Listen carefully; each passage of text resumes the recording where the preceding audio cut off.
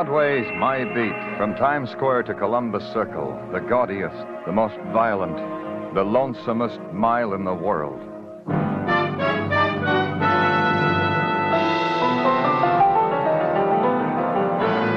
Broadway's My Beat, with Larry Thor as Detective Danny Clover.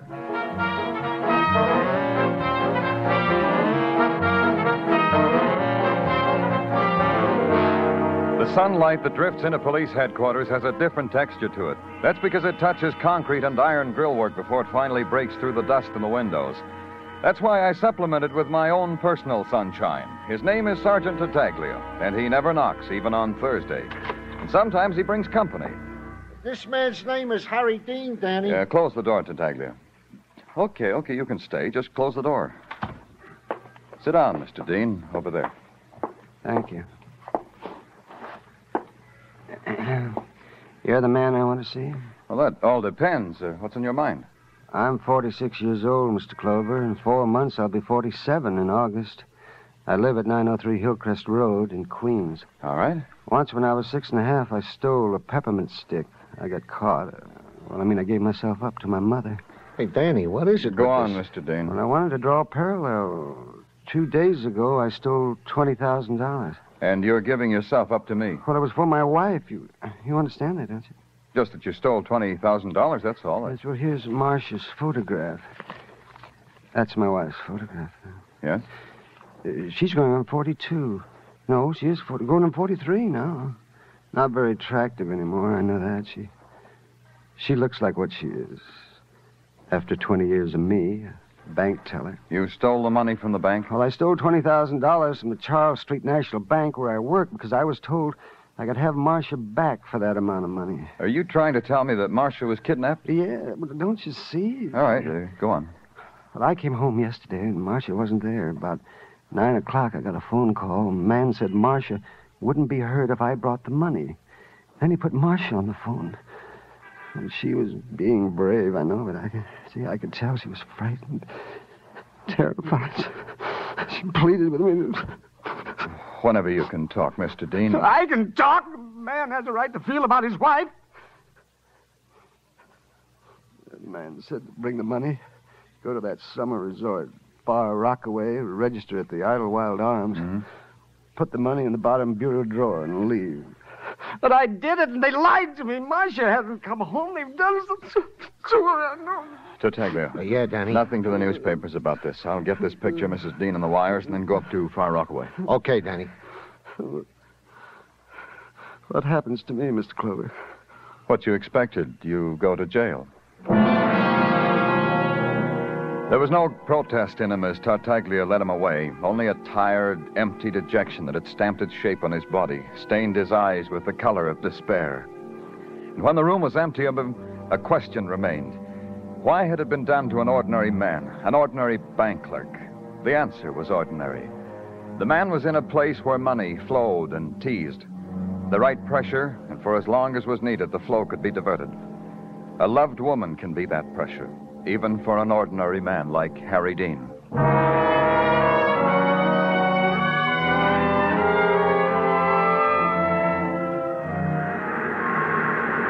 At Far Rockaway, the beach is littered with the debris of those who have escaped for a day, for a weekend. The surf washes against the feet of a child, and the child screams. The mocking sun touches a woman's shoulders, and the woman giggles. The man lying buried in the sand next to her twinkles his toes. And strung behind them like a Munch-rented backdrop is a string of leering resort hotels with screened porches and empty rockers.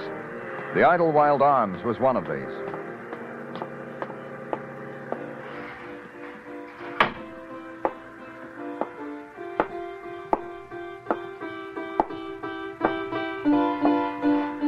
Glory, hallelujah, a guest.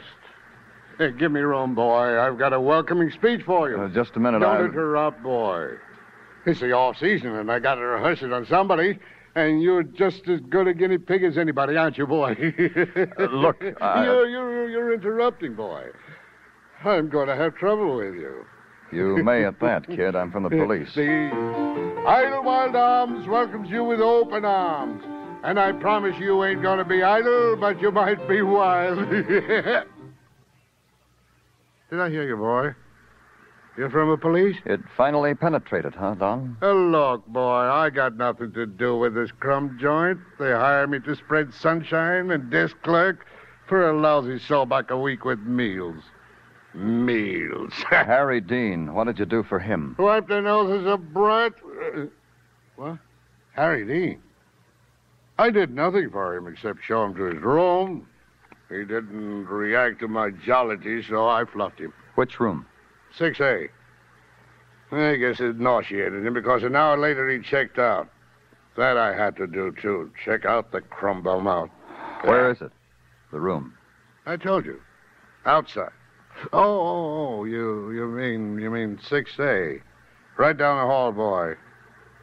It says Harry Dean you want, not me, huh? Not you. For a minute there, you had me on my knees. Don't let me keep you, boy. I gotta rehearse my act. Glory, hallelujah. 5A. 6A. Oh, what are you doing in my room? Get out. Oh, I'm sorry. I thought this room was unoccupied. If I'd... Are you part of the recreation program? Get out before I call for help. I'm from the police. I want to search this room. Oh? Just can't stop you then. No. That bureau, do you have your things in it? Not yet. Only just got in a little while ago. Haven't had time to unpack. What's in there, a mouse, a time bomb? Maybe money. Maybe $20,000 worth of money. 20,000? I wish I'd known. I could have got to it first. Nothing. You say you've been here only a little while. Just long enough to open a window and get a whiff of ocean air, maybe an hour or two. Did I do wrong? Who are you? What's your name? Edith Keller. I'm a stenographer. Got 2 weeks vacation, so I came here for peace and quiet. So far, it's not quiet. Take a look at this picture, Miss Keller. Have you ever seen this woman? Yeah, I saw her. Hmm? She did just what you did. I barely got my body into the room. There was a knock on the door. This woman here, says she left something in the bureau, bottom drawer. She took it out. I wish I'd known. 20,000. Was there anyone with her? Yeah, a man. He stayed in the hall. I didn't get a look at him, just heard his voice. Gee. Gosh. I know, Miss Keller. $20,000. She smiled at me. It was the kind of a smile that had regret in it. So I returned in kind. Then she looked toward the door, so I left.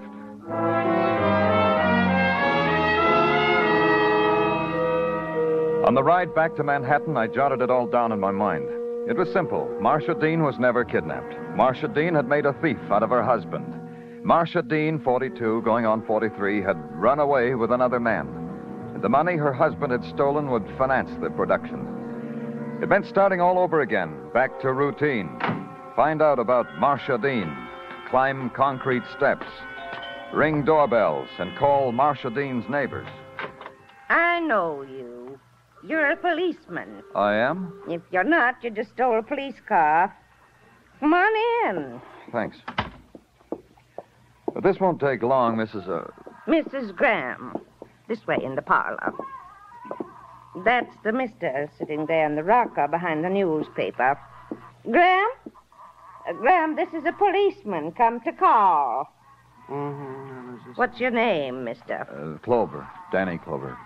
Graham, his name is Danny Clover. Once Graham saw a picture in a magazine. Picture of a man in a rocking chair who was retiring on $200 a month. Graham sent in the coupon. Now it's 15 years later.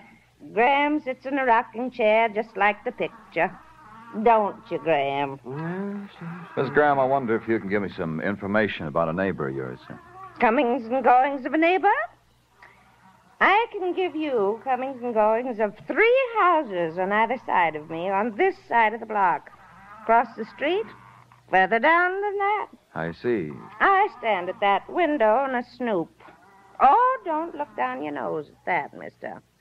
Some people stand at a bar and drink. Their pleasure. I snoop. Mine. When was the last time you saw your next-door neighbor, Mrs. Dean? Yesterday. Wednesday. What time was that? When you got into the cab? What time? About 3. I'd say it was about that. What kind of a cab was it, Miss Graham? Yellow cab, I think. Wasn't it, Graham? I said, wasn't it a yellow cab? Wasn't it? See, mister, I told you it was a yellow cab. It didn't take long. At the cab company, a girl with rimless glasses and green eye shade was courteous, efficient, and bored. She pulled the driver's route reports out of a steel file, checked them with me, and found the one that matched. At 3:12 p.m. Wednesday, hacky Stan Hodek had picked up a fare at 903 Hillcrest Road in Queens. If I wanted to talk to Stan about it, the girl said she was sorry. There was no way of reaching him. He'd report in at 10 o'clock. If I cared, I could wait till then. I cared. At 10:05, a cab rolled into the garage. It was Stan, she told me. I went over to it. Oh, the things your body will take just so it can eat. You have that trouble, Mac? Continually. The girl in the office told me you were Stan Hodek. That girl is always right. It's like an affliction with her. What's the matter, pal? Did you lose something in a cab? You think it's mine? Oh, nothing like that, Stan. I'm Danny Clover, police department. Oh, somebody made a complaint because I questioned the good name of his family? I do this many times a day. On Wednesday, you picked up a fare, Stan, in Queens. I want you to tell me about it. Wednesday? Yesterday's a long time ago. In Queens, that's a long place. 903 Hillcrest Road at 3:12 in the afternoon. Try to remember, Stan. Okay, I'll try. Queens, Hillcrest Road, Wednesday. Give me a hint, Mr. Clover. A man or a woman? A woman. Well, that makes it easier because it's easier to remember a woman. Yeah, now I remember. What about her? I've got a photograph here. Was it this woman? Let's see. Yeah. I remember because this age-type woman is easy to forget. How did you happen to go there? Did she call you? No, a guy hailed me from the street. What guy? Who knows? Some guy out of a crowd told me to go to Queens, to that address, pick up a lady and take her to where he'd be waiting for. Where was that? On a corner in Brooklyn. I remember because all that was on that corner was an empty lot. Lousy meeting place. But Will you take me there now? Oh, I don't know. I just finished a day's work. You'll have to clear it with Miss Righteous in the office and... We'll clear it. Let's go, Stan.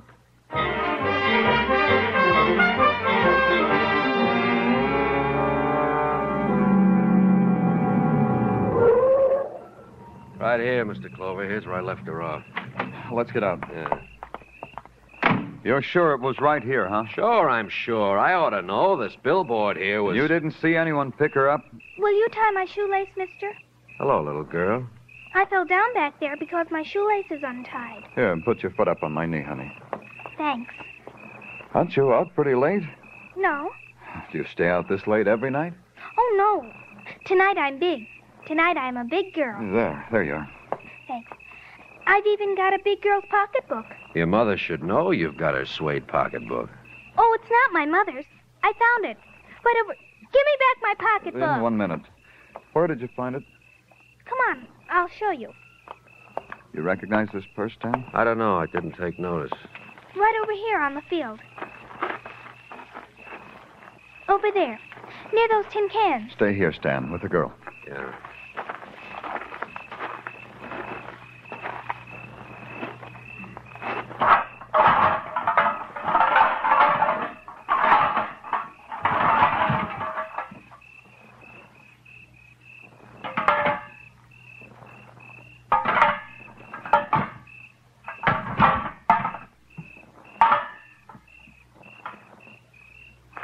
Find anything? I found something. Marcia Dean.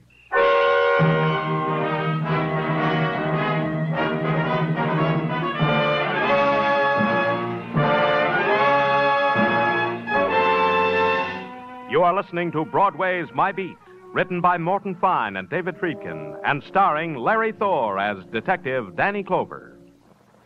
When Dan Seymour starts putting in those phone calls from coast to coast on Sing It Again this Saturday night, there'll be $55,000 in prizes and cash riding on the calls.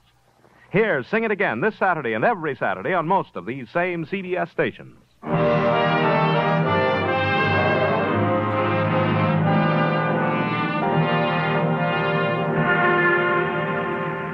When the promise of summer touches Broadway, Broadway dons its Hawaiian shirt and stands on street corners to discuss batting averages, the men from Mars, the rise to fame and fortune of Hopalong, how much it costs to dress the kids because this Hoppy character is so famous, and then the real tidbit, murder. All the other conversation was just an appetizer. How a policeman found a woman lying dead in a vacant lot, lying under a shroud of tin cans, her funeral bouquet a clump of weeds. That was something to talk about. And her husband, a bank clerk, poor guy, stealing the bank's money to ransom her life, and all the time she was there in the vacant lot. A lunch hour isn't long enough to discuss things like that. But at police headquarters, there's time. There's a cold, dank room that contains within itself all the time in the world. The morgue.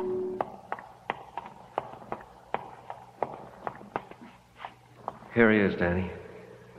Oh, why did you have me brought here, Mr. Clover? I know she's dead. I know. Do I have to? I know what you must feel, Mr. Dean. This is something that it has to be done. You understand that, Mr. Dean? You'll be all right? Yes, Mr. Clover. Patrol McKinney? Yeah. Was this your wife, Mr. Dean? Marcia. Sorry for all the bad times, all the hard years. Forgive me, Marcia. Mr. Dean. What do you want? When we brought the cab driver, Stan Hodek, to your cell this morning, he said he'd never seen you before. Yes? Had you ever seen him loitering around the house or the bank? Oh, no. Please, mister, please. And ask me questions another time. Hodek's voice, did you recognize it? Could it have been the one who made the kidnap phone calls? Oh, no, I don't know. How could I remember a voice? Can other people do that? Remember the sound of... Maybe it was his. I don't know. Patrol McKinney. Yeah.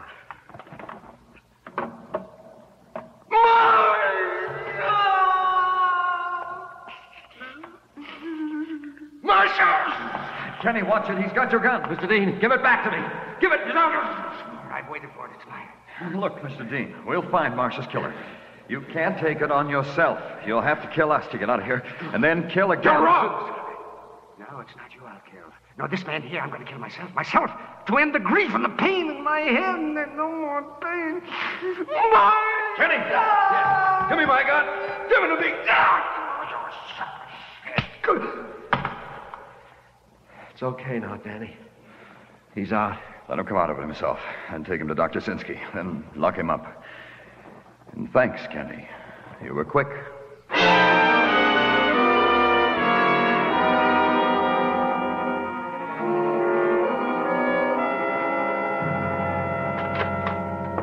Can I come in, Danny? Yeah, come in, Tartaglia. Thanks. Well, here they are, Danny. Wear 'em in good health. We're what in good health? Your shirts and your intimates. Tartaglia... Your shirts and your intimates, Danny. A little plot Mrs. Tartaglia and I whipped up for you for Mother's Day. I heisted your laundry out of your locker and took it home. And Mrs. Tartaglia got together with her Bendix washer. Here is your laundry, Danny, as clean can be. Thank Mrs. Tartaglia for me. I will, Danny. It gives her pleasure. And when you leave, tear down that note I got up from the police board. Officer who bored laundry, return it to Danny Clover. No questions asked. Wilco. Roger. And now that we've solved the problems of the domestic life of the police department, may we get down to work, Gino? Oh, indeed we may. Then do it. Yeah, okay, Danny. Now, in the matter of the cab driver, Stan Hodek, to wit, we have had him sweating all morning over photographs from our rogues gallery in an effort to identify the man who hailed his cab with directions to pick up the now deceased Mrs. Marcia Dean. Anything? Nothing. Also, in the matter of Stan Hodek, we have checked his call sheet. Right after dropping Mrs. Dean, he picked up another fare a block away from the scene of the crime. Took said fare to the Roxy, thereby confirming Stan's story as far as time is concerned. All right. What else?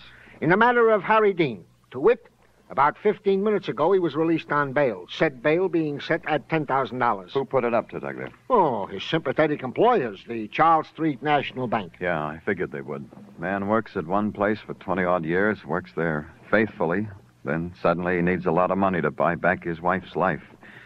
His wife gets murdered.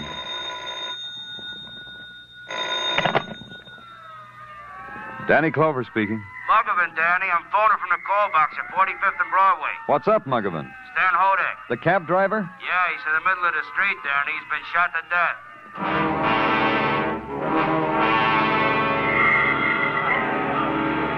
Danny? Danny, over here. Here I am. Clutters up the traffic, don't it, Danny? A sideshow like this? Not every day a spectacle like this. Give those words to the newspapers, Muggavan. They'll love you for it. Danny. Oh, sorry. Okay, I said I'm sorry. Now brief me. Oh, like this, Danny. From eyewitness accounts. Each one with personal variations because the eyewitnesses have personal problems. But essentially, they come out the same. All right, Muggavan. After a little prodding, they all agree on this. Hodek's cab came to a stop for a red light. Man got out, got lost in the crowd. The light changed. The cab didn't move. Unusual for a cab. Or maybe not unusual. Depends how you feel about cabs. Off the dime, Muggavan. The cab still didn't move. All the traffic behind it was tied up and screaming. Finally, some brave guy got out to argue with Hodek. No argument. Hodek was dead. You saw him, Danny. Yeah. Bullet hole in the back of his head. A new way to pay a cab fare, huh, Danny? The man who got out, could any of these eyewitnesses identify him? I asked them that, Danny. They laughed in my face. Who bothers to scrutinize a guy gets out of a cab?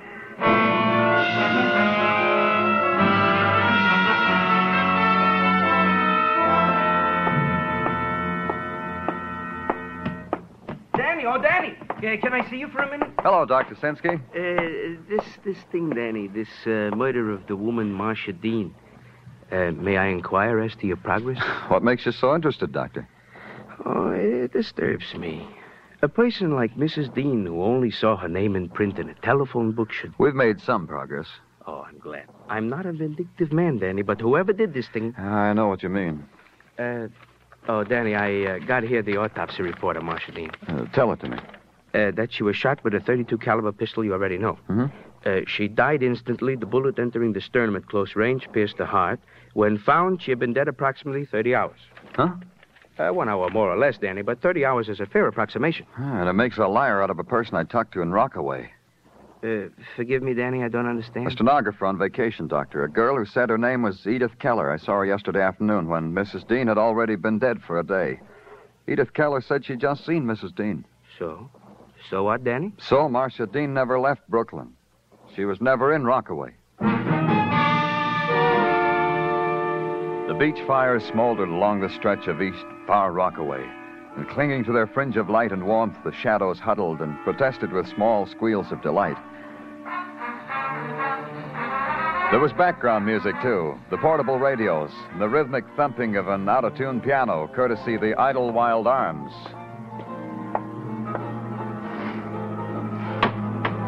The lobby was decked with a desperate gaiety. Under torn Japanese lanterns, 2 people danced. Sitting alone on a wicker sofa was Edith Keller. I went up to her. You gonna ask me to dance? I'll dance. Miss Keller. Oh, I remember you. You're the detective. It's not against the law to ask a girl to dance, is it? I want to talk to you, Miss Keller. All right, we'll talk then. It's just as good. Watching the dancers and the fun, I was getting lonesome. Please sit down. Not here. Somewhere quiet. But... Your room. We'll talk there. Now, Miss Keller. All right.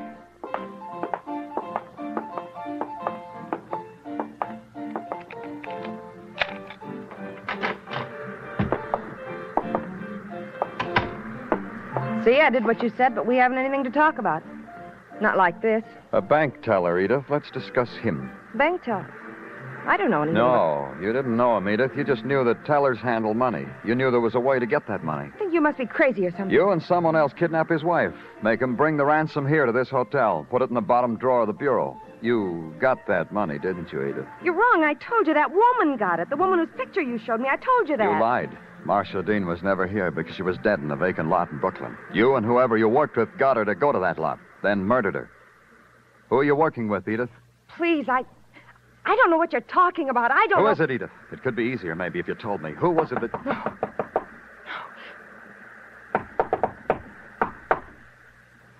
Someone knocked, Edith. Open the door. Open it. Darling. Harry, Darling. go away. Huh? Go away. Come on in, Harry. Close the door. All right. I'm in. Now what? If you want to grieve some more about your wife, Harry, I'll watch. Oh, don't worry about it, Clover. Not me. You. You killed your wife, Harry, and made it look like kidnappers did it. And the ransom money you pocketed for Edith here. Touching. She's worth killing twice for, Clover. If you knew her like I did, you'd know that. After being married for 23 years, a man misses what he can only read about. Harry. You'd understand that, Clover. Killing the cab driver had to be done. You brought him into my cell to see if he'd recognize me. Of course he recognized. Why didn't he say he knew you? He got too clever. He caught on to what was happening. He wanted money. He said, let's go for a ride in my cab and talk about money. So I shot. An appetite like his was no good for Edith and me. Let's go, Harry. Well, then you know why I can't go with you. 2 killings. 3. Harry, no. No more killing, Harry. Edith, watch out. He's got to die. He's got to die. Edith! I didn't mean to shoot. Edith, don't die. Don't die. Please. Now listen to me, Edith. Don't die. I didn't mean to. Just breathe. Breathe, Edith. No!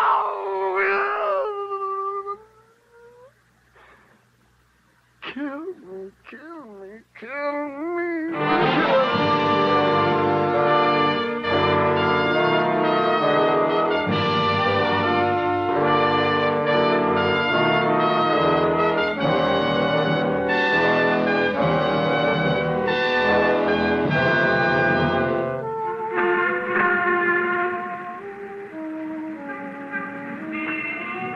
In May, the twilight sighs down on Broadway like a rosy promise.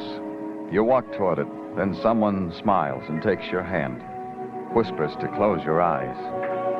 And your head gets banged against a wall. The lights are bright, the noise is loud, and your scream mixes well with the shriek of the night. It's Broadway, the gaudiest, the most violent, the lonesomest mile in the world. Broadway, my beat.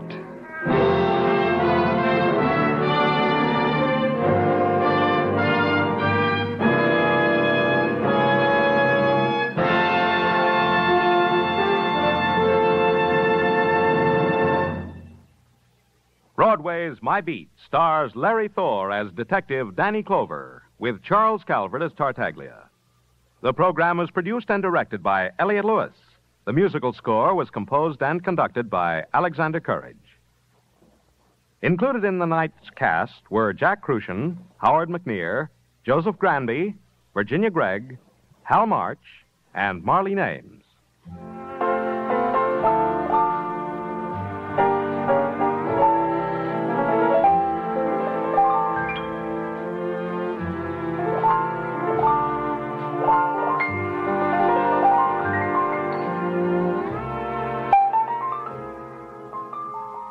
Prejudice can easily be the wedge which splits a nation's unity. And in these days of world disunity, America must remain a symbol of democratic strength. Watch closely for words of prejudice and stamp them out. Only by individual alertness can our nation safeguard itself against this disease which strikes from within. Accept or reject people on their individual worth. Joe Walters speaking. This is CBS, where the Goldbergs are every Saturday night, the Columbia Broadcasting System.